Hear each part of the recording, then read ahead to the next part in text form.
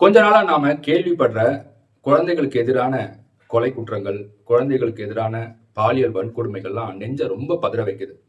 கோயம்புத்தூர்ல ஒரு சின்ன பொண்ண கற்பழிச்சு, அவ கை கால உடைச்சு காட்டுக்குள்ள தூக்கி போட்டிருக்கான் ஒரு சைக்கோ.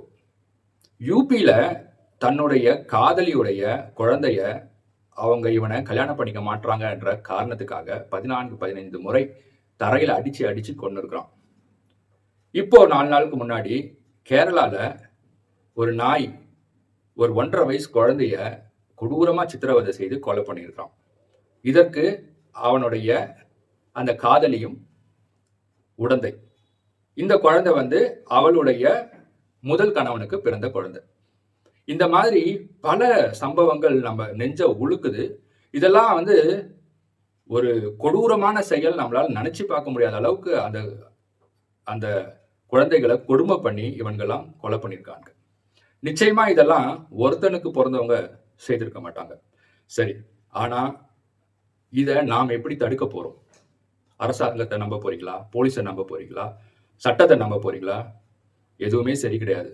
எதையுமே நம்பாதீங்க. நீங்க தான் உங்க குழந்தைகளை காப்பாற்றணும். இந்த பல சம்பவங்களை பார்த்தா இதற்கு பெரும்பாலான சம்பவங்கள்ல காரணமா இருக்கிறது அவங்க பெற்றோர்களுடைய அஜாக்கிரதை. 2வது, அந்த பெற்றோர்களுடைய ஒரு கெட்ட நடவடிக்கைகளும் சில சம்பவங்கள்ல காரணமா இருக்கு. அதனால தயவு செய்து நீங்க யார்கிட்ட பழகுறீங்கன்றத ரொம்ப ஜாக்கிரதையா பார்த்து பார்த்து பார்த்து தேர்ந்தெடுத்து பழகுங்க. நீங்க கண்டவங்களுக்கெல்லாம் இடம் கொடுத்தீங்கன்னா அது உங்களை பாதிக்காது, உங்க குழந்தைய தான் பாதிக்கும். ஏன்னா அக்கம் பக்கத்துல இருக்கிறவங்க கூட நீங்க அவங்க கிட்ட பழகுறதுனால அவங்க மேல எந்த சந்தேகமும் வராது. அதனால நீங்க யார் கூட பழகுறீங்க, யார வீட்டுக்குள்ள சேர்க்கிறீங்கன்றதுல ரொம்ப கவனமா இருங்க. ரொம்ப ஜாக்கிரதையா இருங்க. உங்க குழந்தைகளை சின்ன வயசுல இருந்தே தைரியமா வளங்க. நல்ல ஒழுக்கத்தை சொல்லிக் கொடுங்க. முடிஞ்சா தற்காப்பு கலைகளை சொல்லிக் கொடுங்க. ஆண் குழந்தையா இருந்தாலும் சரி, பெண் குழந்தையா இருந்தாலும் சரி. ஆண் குழந்தைகளுக்கும் பல பிரச்சனைகள் இருக்கு. ஆண் குழந்தைகளும் பாலியல் பலாத்காரங்களுக்கு உள்ளாகுறாங்க. அதனால நிச்சயமா ஒரு தற்காப்பு கலை அவங்களுக்கு கத்துக் கொடுக்கிறது ரொம்ப முக்கியம். 2வது, இந்த குற்றங்கள் எல்லாம் குறையணும், நடக்கவே கூடாதுன்னா நம்ம சட்டத்தை நம்ம டிராஸ்டிக்கா மாத்தணும். இவங்களை தூக்கின்னு போய் டக்குன்னு விசாரிச்சுட்டு ஆயுள் தண்டனையோ இல்ல தூக்கு தண்டனையோ கொடுக்குறாங்க. ஆயுள் தண்டனை கொடுக்குறவன் படிப்படியா இந்த தலைவருடைய நூற்றாண்டு விழா, அந்த காரணம் இந்த காரணம் சொல்லிட்டு அது கழுதை தெரிஞ்சு கட்டெரும்பு ஆகிற மாதிரி ஒரு 10 வருஷத்துலயோ 8 வருஷத்துலயோ வெளில வந்து திருப்பி அதே அட்டுழியத்தை தான் பண்ணுவான். தூக்கு தண்டனை கிடைக்கிறவனுக்கு இன்னும் நிம்மதி.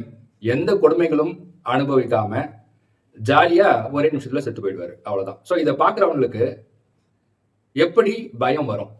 அதனால இந்த அரபு நாடுகள்ல இருக்கிற மாதிரி அவன் எப்படி கொடூரமா கொலை செய்யறானோ அதற்கு 10 மடங்கு மேல அவனை கொடூரமா சித்திரவதை செய்து அவனை சாகடிக்கணும். அதுவும் ஒரு பொது வெளியில. இத பாக்குற ஒவ்வொருத்தனும் சத்தியமா கனவுல கூட நினைக்க கூடாது இந்த மாதிரி தப்பெல்லாம் பண்ணணும்னுட்டு. அந்த மாதிரி ஒரு தண்டனை எல்லாம் கொடுத்தாதான் இந்த மாதிரி குற்றங்கள்லாம் குறையும்.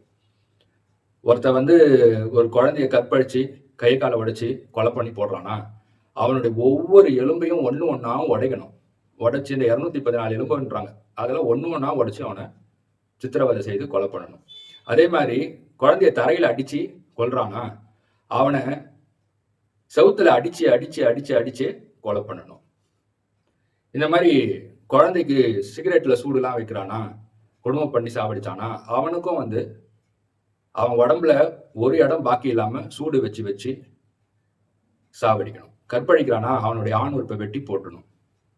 அவன் அதிலேயே துடிச்சு துடிச்சு சாவர வரைக்கும் அவனுக்கு சோறு தண்ணி கொடுக்காம அவனை சாவடிக்கணும். இப்படி எல்லாம் செய்தாதான் சத்தியமா இந்த குற்றங்கள் இல்லாமல் போகும். அதை ஏன் செய்ய மாட்டாங்கன்னு எனக்கு தெரியல. முடிவா நான் பெற்றோர்களுக்கு சொல்லிக்கிறேன், உங்க குழந்தைகளுக்கு எப்படியெல்லாம் ஜாக்கிரதையா இருக்கணும் அப்படின்னுட்டு சொல்லி சொல்லி வளங்க. தற்காப்பு கலையை சொல்லி கொடுங்க. அப்பதான் ஓரளவாச்சும் இந்த குற்றங்களை நாம தவிர்க்க முடியும். நன்றி, வணக்கம்.